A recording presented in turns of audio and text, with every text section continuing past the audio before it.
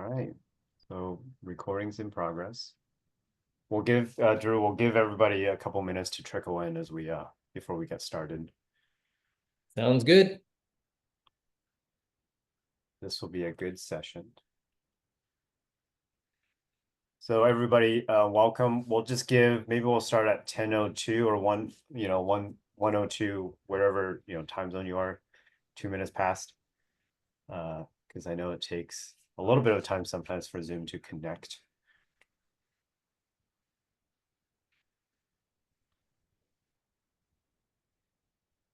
Lots of folks trickling in.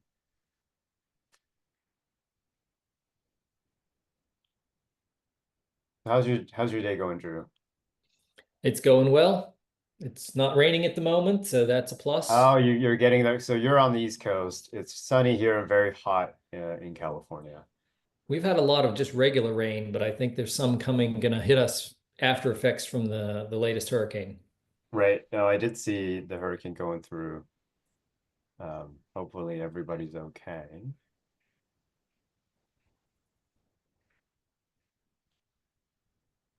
Still see people coming in. One more minute here.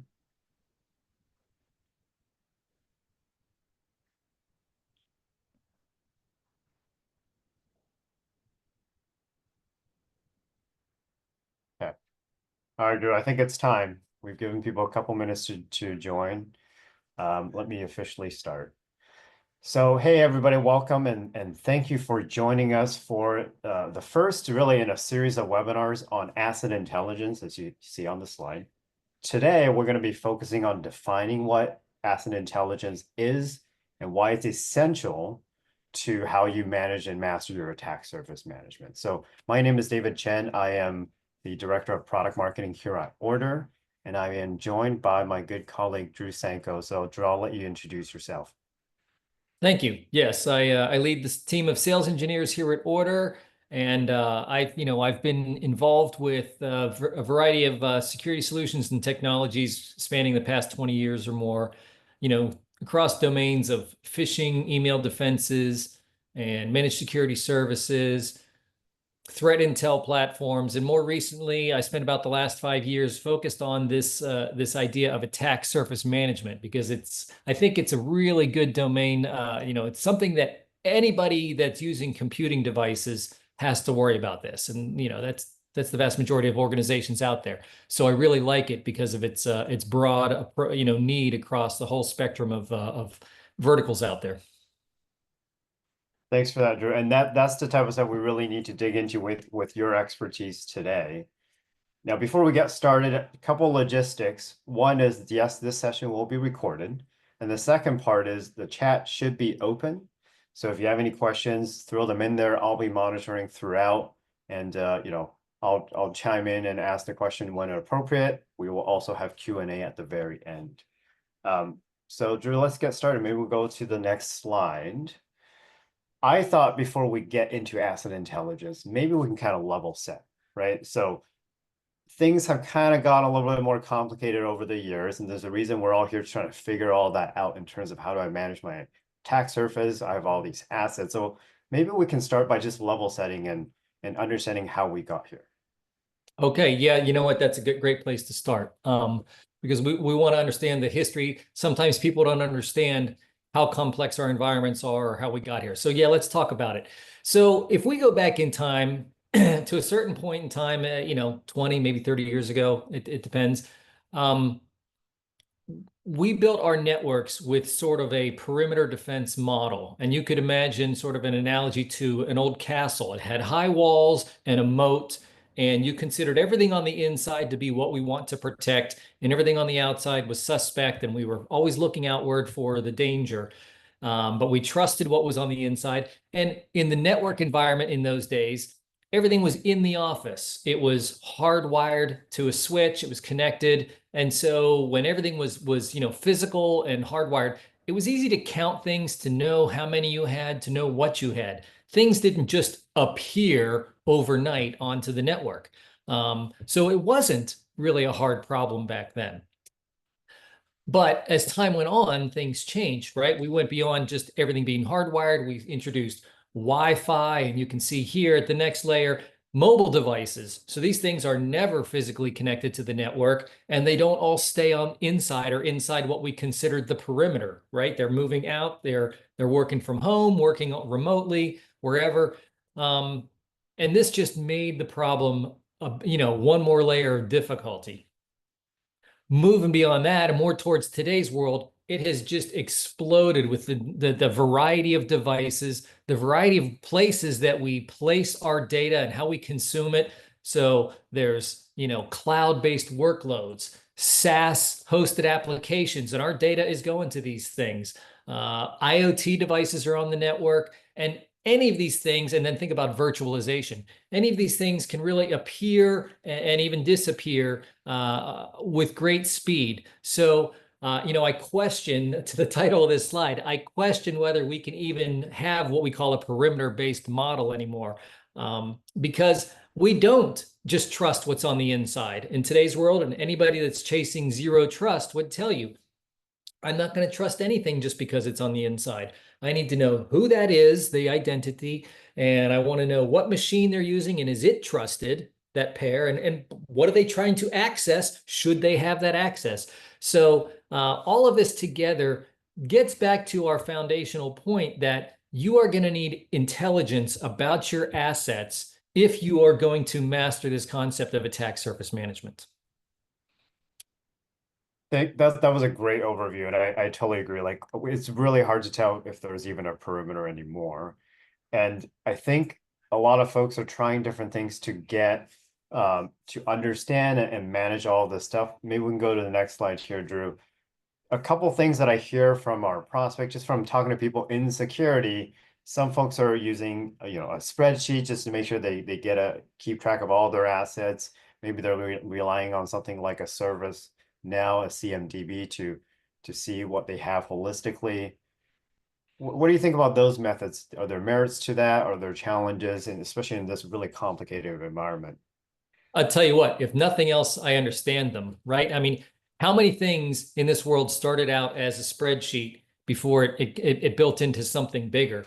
And David, a funny thought I had was we were preparing for today. What did we use before spreadsheets?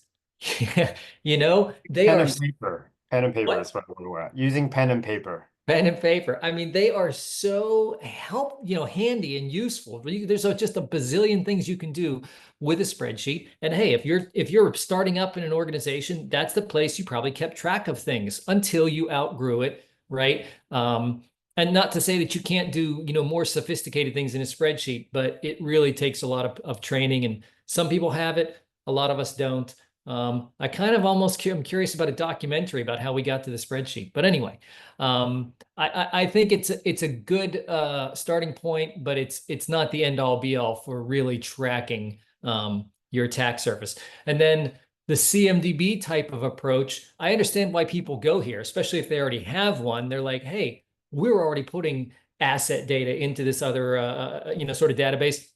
Let's leverage it for those purposes. But I think the real problem from my perspective is they solve fundamentally different problems. The CMDB was built to know and track mission critical assets and their configurations and not, to my point, not to know everything on the network, right? And some of the things that are on the network that are coming and going, you're not going to add them to the CMDB, especially if they're not staying around for a long period of time.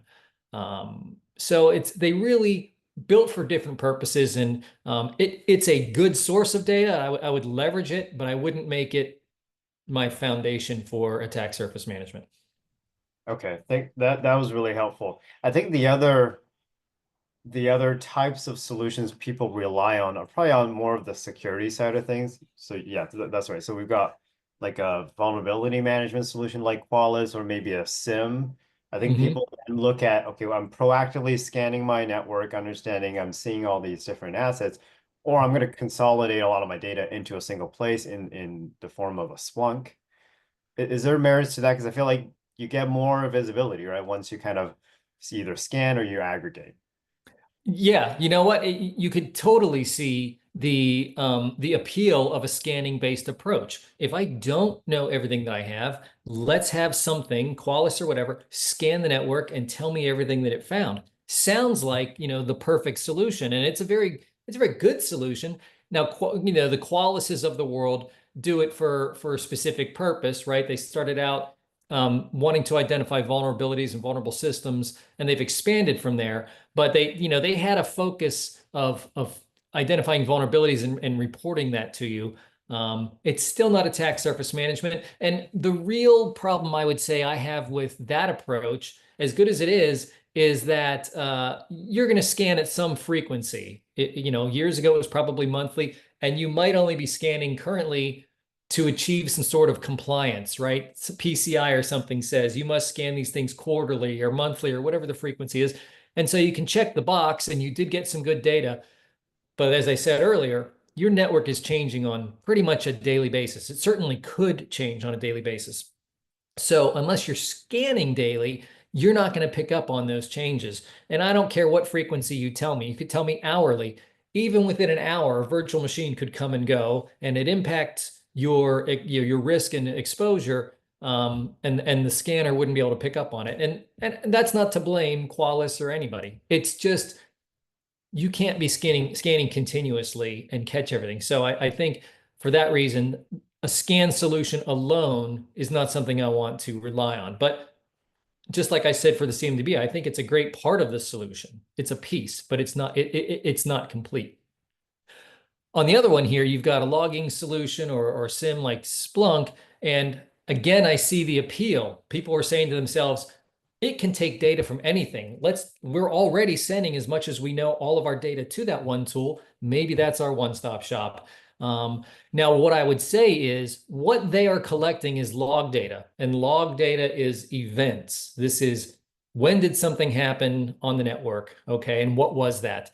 And event data is not the same as asset data. If I just want to know all the systems I have because I need to see, set up a security program and protect them, the event data gets me partly there, but it's not built to really give me that. Could you extract assets from that out of Splunk? Yes, you probably could. You're going to need to be a Splunk expert, first of all, to do that. So, and those people cost a lot of money, and not everybody has one on staff. So I think that's maybe a downside to that scenario is it's built to take all the data. How you get it back out and look for, are we missing things and not doing things to the best practices? That's, I think, a challenge on that side. Now, I think I kind of oversimplified things, right? I said, hey, there's the spreadsheet, CMDB, vulnerability management. You mentioned it earlier that these are a piece of people's kind of tech stack. So I bet a lot of folks on the call today probably have a Vuln scanner or a CMDB. They have all these different pieces. So if there are strengths to each of them, can I just use them like kind of in combination to make sure I get intelligence into my assets? Well, that would be a great thing. And I think that's where this is headed. So definitely, I've talked to a lot of organizations that have every tool on here, everything that we've talked about so far. Bringing that all together, though, that is the challenge. Okay. Each of these tools you've got on the screen, they've been built for a purpose. They each designed their own data model and what fields and attributes they were going to capture. They have naming conventions that they've used, and none of it is standardized from one to the other, right? The data from Qualys looks very different than the data from Splunk and ServiceNow. Excuse me. Did not expect that. That's you.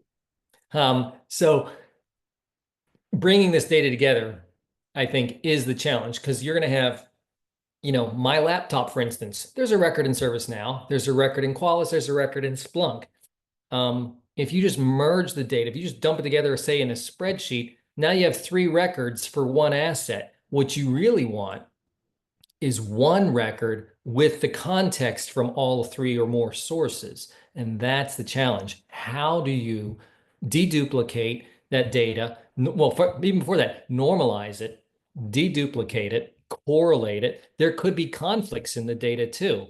Sometimes what we've seen is some of your tools say, hey, this laptop is running a Windows OS. And then there's one or two tools that say, I think it's running Linux. That's a data conflict. And you have to deal with that too. You've got all your sources. Who do you trust? And that's a challenge. Yeah, and I think that's a good way to maybe get into the next slide here, Drew. I think we've hinted at it enough times. Like, let's get into it. Let's figure out, why don't you define for us what is asset intelligence? Why the heck should we care? Now Yeah. what are the challenges? Let's get into it. Okay. Yeah. I mean, it's gonna be in a nutshell, it's gonna be knowing as much as you can about your assets. But along the way, I'm gonna give you some color commentary and I think an analogy that helps people understand it, regardless of where you are in your understanding of assets and things. So first thing I like to do is explain that there's three main categories of assets that you have out there.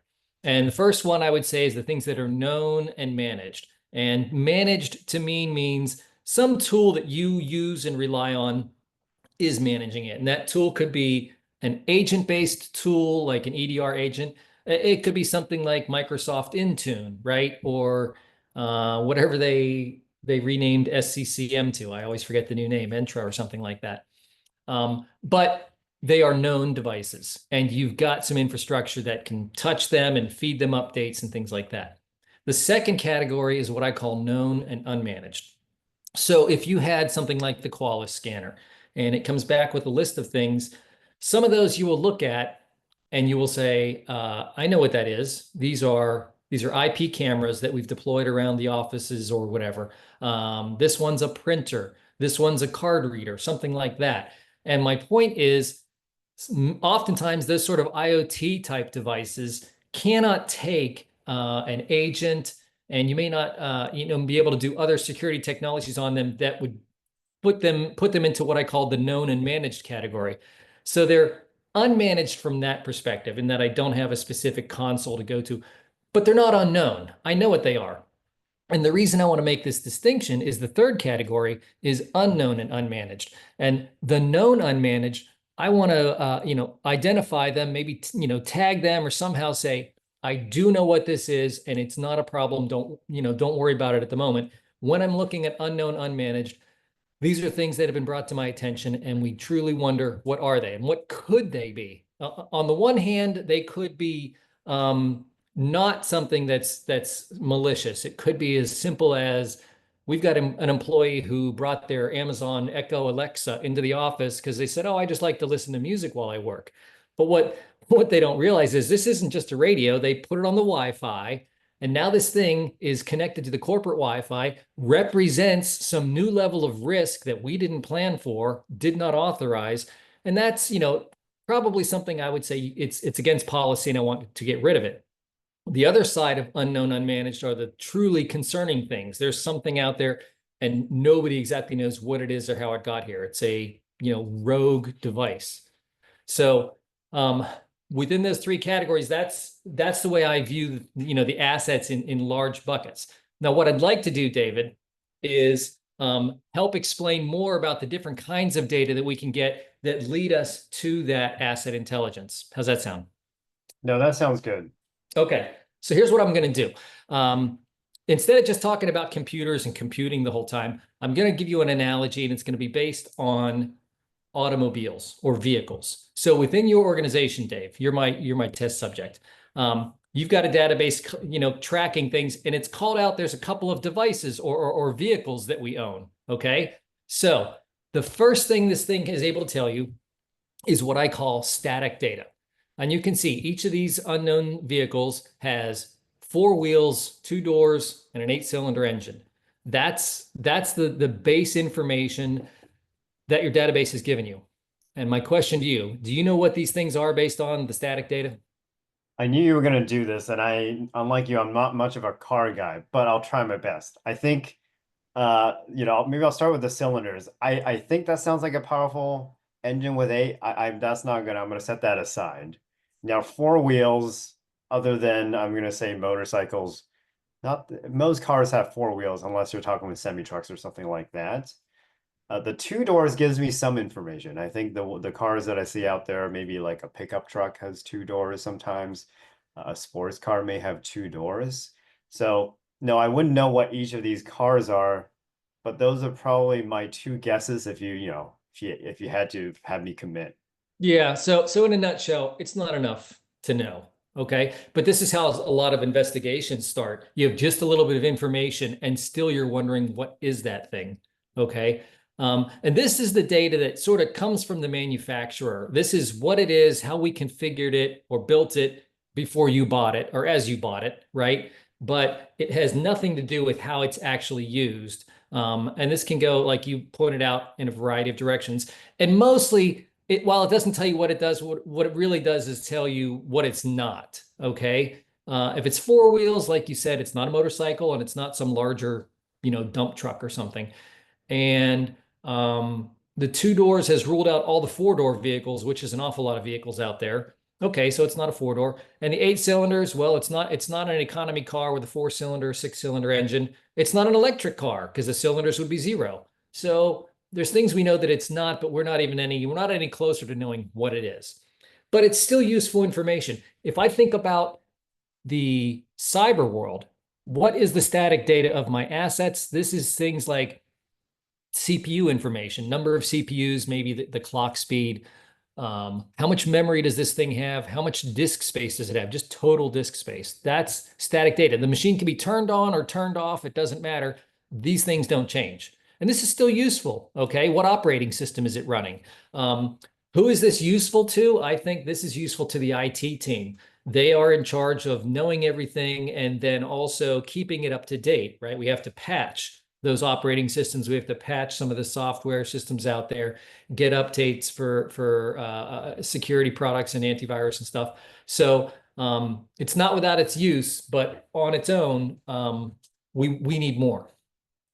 Okay, next level. I've got really sort of three buckets of data that I'm gathering about my assets, and this second one is what I'm calling metrics. And metrics are measurements. So now we're talking about how does this thing perform, in action? For the cars or the vehicles, my metrics I've shown here is miles per gallon. So, we track over weeks and months the fuel that is consumed by this thing and the mileage and determine how many miles per gallon it's getting. So now, David, you've got some metrics to go with your static data. Are you in a position to know what these are? No, other than I think gas is very expensive in California, so that 15 miles per gallon sounds like a lot of change coming out of my wallet. No, but that's not really helpful. It's just Okay. So that's your local color commentary. Gotcha. right. Um, So, and the metrics in a computing environment is going to be things like CPU utilization. Do we have any servers that are constantly spiked? Do we have servers that seem to be running out of memory, or storage space is a big one, right? It seems like when a machine runs out of storage and can't write to it anymore, that's usually when it's going to crash. So metrics are important, and I think they're especially important to the operations team because they're monitoring everything that's running in production and they want to see those hints that some impending doom is coming and they want to head it off before it becomes a crash. So good data in the metrics for them. My third kind of data that I want to talk about is behavioral data. And you get this through observations. What is this thing really doing when it's operating? And so in my car model, right now I see the first vehicle has an operating area with a radius of about 10 miles. And it's been observed to not really get above 45 miles per hour. The other vehicle, on the other hand, much larger operating area, doesn't seem to be constrained. Similarly, doesn't seem to be constrained on speed. Maybe it should be, but it has been observed going up to 100 miles per hour. So now, David, you've got some observations about how they're used. You got your metrics and your static data. What do you think? I think this is much more helpful. So I'll just talk out loud through this. So the area and the top speed on the left there, I mean, 45 is very, it's not very fast. It seems to be operating in a particular area. Now, I had talked about like maybe one of these cars is a pickup truck or some kind of a truck. That seems to, it makes it sound like it's like a utility or they're doing delivery, so they're in a set area. Versus on the right side, going much higher speed, much wider area, probably more of a passenger vehicle being used to just transport folks or they're going around. So if I were to commit, I think the left would be a delivery truck or a pickup truck, and the right side is probably some kind of a sports car. Yep, and you're right on with that. Okay, so it's interesting, right? Because at the beginning, when we just looked at the static data, the wheels, doors, cylinders, it was all the same. Could have gone anywhere. And computing devices are the same way. CPU, memory, and storage can be used for anything. And it's only when you add in these other levels of data that it comes together. And so what I said here in summary is your static data plus the metrics you can gather, plus the behavior you can observe. Altogether, that gives you asset intelligence. And that's my roundabout way of answering the question, what is asset intelligence? And I would even say when you use all three of these categories, you have next generation asset intelligence because you're really, learning more. And why is it next gen? Because one of the answers is it leads me to that classification. It's not just a vehicle anymore. It's not just a truck, but the fact that it's, the miles per gallon being low, probably because it's carrying heavy loads and it's traveling around at city speeds where it's getting worse gas mileage, and that all sort of jives with the stats we see here. And the other one, not that a truck couldn't go 100 miles per hour, but for our example, it makes sense. This is probably some corporate car, company car or something like that used by an executive.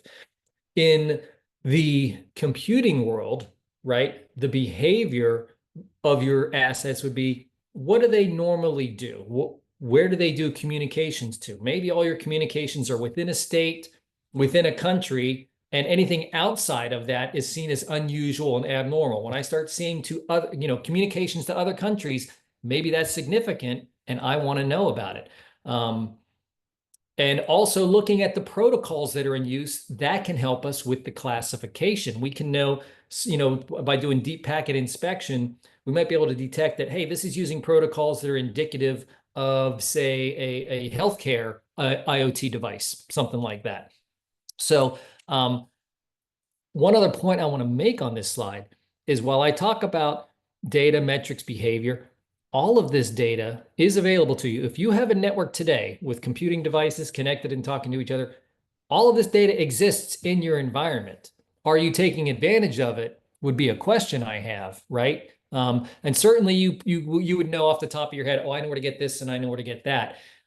What I'm trying to say is you don't have to go buy a tool to get the behavior data or the metrics data, right? SNMP will give you some of that, and some other features, like I said, NetFlow or deep packet inspection. You just need something that can bring it together. To my point I made earlier, that's the challenge, right?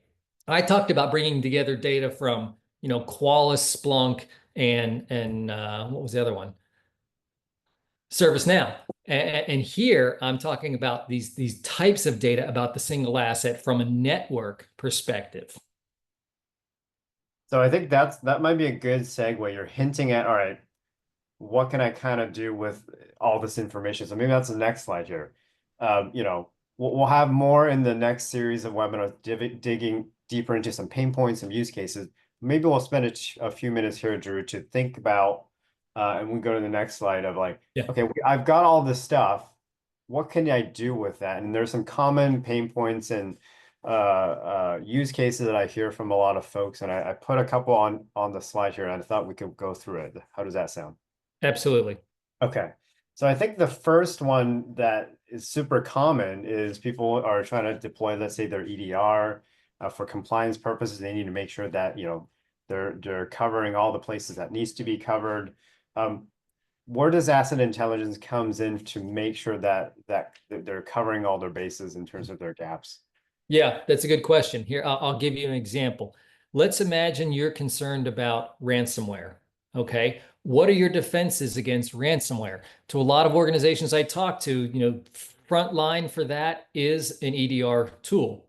We need to know that, all of our laptops that our users are using have that tool on it, whatever we chose. And there's many choices. We're not here about that. It's got to be deployed everywhere. It's got to be, running and functioning. How do you determine that? Well, a solution for attack surface management with all this kind of asset intelligence, you're going to first of all learn from a variety of sources all of the devices you have. And then you can compare to your EDR tool. What does it know about? And then what is on the other side? Do we know about from every other source and our EDR doesn't know about it? That's going to quickly tell you who's missing EDR, right? And you are going to want to close that gap. That represents huge risk when things that could have an EDR agent don't have the EDR agent. No, that's great. I appreciate that. Now, the other one that I think is also very top of mind for everybody on this call, I'm sure, is managing vulnerabilities and risks. Now, Mhm. people are, security folks are being bombarded by hundreds, maybe thousands of CVEs and vulnerabilities that need to handle.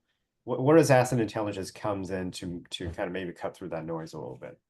Well, yeah. So definitely it's a hot topic. And most organizations I've seen, how many vulnerabilities are available at any moment in time? It's not dozens and it's probably not hundreds. I mean, it's a big, big number. So to me, the thing you really want to worry about is prioritization. If I can't get everything, I'm not going to end today and all the vulnerabilities are closed. So what can I get done? What should I focus on? That's got to be prioritization. What's going to lead you to that? Well, if I back up to having all of my intelligence from data, metrics, and behavior, if you recall, I said with that data, we could then classify our assets.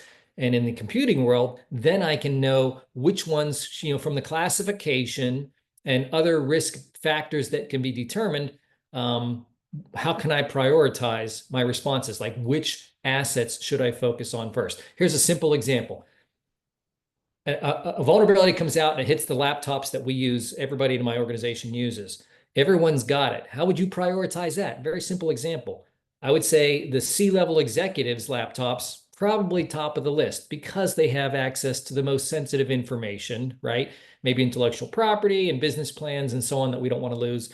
So their laptops would be prioritized over fixing certain other people's laptops within the organization. And it's that asset intelligence and risk intel that's going to help us get there. And another point on that classification is when you have all that data brought together, you can automate the classification. And I think that's huge because just as nobody has time to create an inventory of their assets manually, you don't really have time to manually assign classifications to everything. So a system that can automatically do that for you, I think that's going to be, worth its weight in gold. And I think you make a good point. Like earlier in your car analogy, we had two distinctly different types of cars. Now, what you were saying, even with the C-suite executives, you could have the same type of devices, probably identical, but the additional context of how it's being used, who owns it, that really helps it. And then that automation, I think, is super valuable. I Yes. totally agree. Now let's get to the last bullet point here in terms of what does asset intelligence comes in when it comes to, responding to incidents. And I think you had put a dwell time on here specifically, so maybe we'll get into that. Sure. So dwell time. What is dwell time? There is, the time that you discover something that is suspicious on your network until you handle it, fix it, remediate it, whatever you're going to do.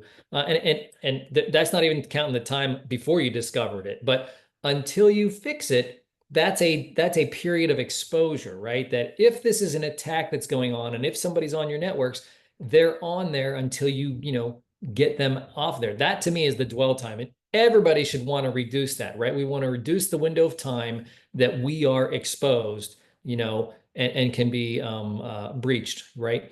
So how does the asset intelligence help with that? Well, your incident responders, right? I said they would be the ones that would care about all this data when we got to the behavior level. Think about what they do in an investigation. They're given some little kernel of information, maybe an IP address, and they were told the traffic to this thing is off the charts. It's never been like this before. You go look into it. And absent of an asset intel platform, they're going to go from tool to tool. Let's see what ServiceNow knows about this. Let's see what Qualys knew, and Splunk, and CrowdStrike, and one by one. And they're going to spend the first couple of hours maybe just piecing together, what do we think this thing is that we own? How come we don't know more about it? So if you've got that one platform that has already consumed all of that data, classified the asset, right? Given you a notion of the risk score. That's their one-stop shop. That's where you start the investigation. And in the opening minutes of what is this, what are we going to do, they've just saved themselves hours of work every time. And that's just during an investigation. There's still going to be uses day in and day out outside of investigations. We just want to know the answer to something about our network. This would be the place to get it. Okay. I think that's a good place to maybe pause, Drew. Now, before we get into Q&A, and we'll just kind of rapid fire through some of this, but I've got some resources I'd love to share with the audience, and I'm actually going to just throw some links in the chat so you guys can go directly to it. But the first thing, is we have a buyer's guide about asset attack surface management. Now, we kind of skimmed the surface about defining what asset intelligence is. Drew, you did a fantastic job. This will give you a deep dive into a lot more of some of the use cases we discussed and how you can go about getting asset intelligence. Now, the second one, let's go to the next slide, is we have a kind of going a level above that. We got a high level kind of live stream with our one of our executives about more of the kind of the security climate with the IT/OT convergence. I think Drew, you mentioned earlier about the kind of where the heck is there even a perimeter? Where does that line end? So Wes and Ron on that live stream, I think on the 8th. That's Ron from Hacker Valley Media. That's right. So they're going to dig into like, all right, all this stuff is happening. What are things you need to be looking out for from a high level when it comes to, attack surface management? And the third thing, which I actually highly encourage you guys, since you've already been here listening to all this, is our really good colleague, Derek Loomis, will be doing a live demo of our Chasm product, looking at asset intelligence, the way that Order provides that to our customers today and how people find value around all of that. So the last thing is that, we had talked about it's not on the slide, but we had talked about some of the use cases. The next in the series of webinars, we'll be getting into that. But let's get into Q&A. And we could even probably take that off the screen, Drew. But I see a couple questions come through directly to us. So if you're ready, the first one is, this is the fun part. This is like a debate. I know, right? The This is where unscripted. we don't know what's going to happen. And I think I see David. We'll get to you in a second here, David. So the first question is, you use the term next gen asset intelligence. What do you mean by that? Do you want to expand on it a little bit more? Sure. So since I said that I been tied to asset intelligence solutions for about 5 years here, 4 or 5 years ago, it seemed sort of groundbreaking, but the idea was gather data from your tools using API connections, and a lot of companies are leveraging that in different ways these days. And that was, to me, sort of the first generation of the attack surface management solutions. I think when you layer in what I call the metrics and behavior, that very network-centric data of not just what is this thing, what did it look like out of the factory, but how do we use it in our environment? That to me is next gen, because that was what was so valuable to, say, incident responders and anybody wanting to understand more than just what's at the end of this IP address, right? How we use it, that's, really just, something new. Okay, that's great. Now, I see, David, you've got your hand raised. I'm going to unmute you and have you ask the question directly to Drew. Let's see here. Allowed to talk. All right, go ahead, David. Sorry, just a comment. Great job. I thought it was very well articulated and the value prop is outstanding. So just a comment. Oh, okay. Well, thank you. No, And I love the flat iron checks. icons. Thanks, David. Appreciate that. Well, let's move on to the next question, Drew. So the other one that I got somebody sent it to me is they're saying, okay, I've got good visibility into my assets using Tenable is what they use. So how does that differ? I think to your earlier, we talked about, false scanner. How does that differ from asset intelligence that you discussed? Sure. Okay. Well, so I already talked about, scans happen at a certain frequency, and things can happen in between those cycles. So I won't hit that again. I'll give you a different analogy. You don't know this one's coming, David. Imagine a crime scene, but 5 people see something happen, and then the police show up. Okay. What are the police going to do? Are they going to pick one person and tell four, go home, and I'm just going to listen to what this person says? And the answer is no, right? They're going to interview everybody and they're going to put together a composite of information from each viewpoint. Who saw what did they tell us? There will be duplicate data. Yeah, I saw the person. There will be conflicts. He was tall, he was short, whatever. And they have to work that out. And these are all concepts that I've mentioned throughout this talk today, right? Deconfliction, normalization, and aggregation and stuff like that. So my point is, if somebody says I have a solution, and it doesn't have to be a scanner, it could be any single solution. When you rely on one source of data, you only get what they see. And if they didn't see it, you don't learn about it. And so the police are going to do their composite thing. With the Qualys thing, I want to complement that with some other sources of data that see things that Qualys doesn't see. And it's not Qualys's fault. I'm not trying to throw them under the bus. But in today's world, this idea of let's leverage the other tools and data sources we have, because for one thing, you've already paid for them, right? If you have Splunk or these other names we've been throwing out there, why not make them part of the solution and get more value for the data and the tool you've already paid for? So that actually leads to the last question that I see that came through to me is they were talking about, so the question is, we have challenges keeping up with CMDB, keeping our CMDB up to date. How does asset intelligence help? So it sounds like, Drew, that they rely on CMDB, they want to use it. Mhm. Where does asset intelligence comes in to maybe enhance that? Yeah, and I've talked through this with a lot of organizations, and I'm surprised or shocked sometimes at how little people trust their CMDB. And as we dug deeper, what I learned was it seems like the CMDB, they made it easy to put data into it. Okay. And not that it's hard to get it out, but here's the thing. If you think of other traditional or relational databases, every record had to have like a unique key. And so to avoid the problem of duplication, a lot of people seem to have duplicates in their CMDB. Like for my laptop, there's a record that says Drew's got a MacBook, and another record, MacBook, but this lists some of the software and different things. And so to find everything about this one asset might be multiple records in the CMDB. And that was concerning. It also seems to me like not a lot of people are really cleaning data out of the CMDB that they no longer need. And so that's what led to, I don't trust all the data that's there. I know it's retaining data for assets we no longer have. How does asset intelligence help? Or more, I would say, a platform for this. If I can take in and consume what the CMDB knows about, I gave this example earlier with CrowdStrike. I could tell you what CrowdStrike knows about and what we know about that it doesn't know. And that was the let's do the coverage gap example. Well, with the same sort of motions, if you will, tell me everything the CMDB knows about. What can I do now? I can tell the CMDB, here's a group of assets you didn't tell me about, but I know about them and they're active now. I think you maybe want to add them to the CMDB. At the same time, here's records that you gave me and nothing else in my environment seems to know about it. Splunk doesn't see records from it, and Qualys scans and doesn't see it lately. I think this group of records that are currently in the CMDB are candidates for removal. So over time, we can help clean that up. And if you get to that point, you can, then have small sort of incremental updates on a weekly or monthly basis and get that CMDB into a much better state. So I see these technologies as very complementary.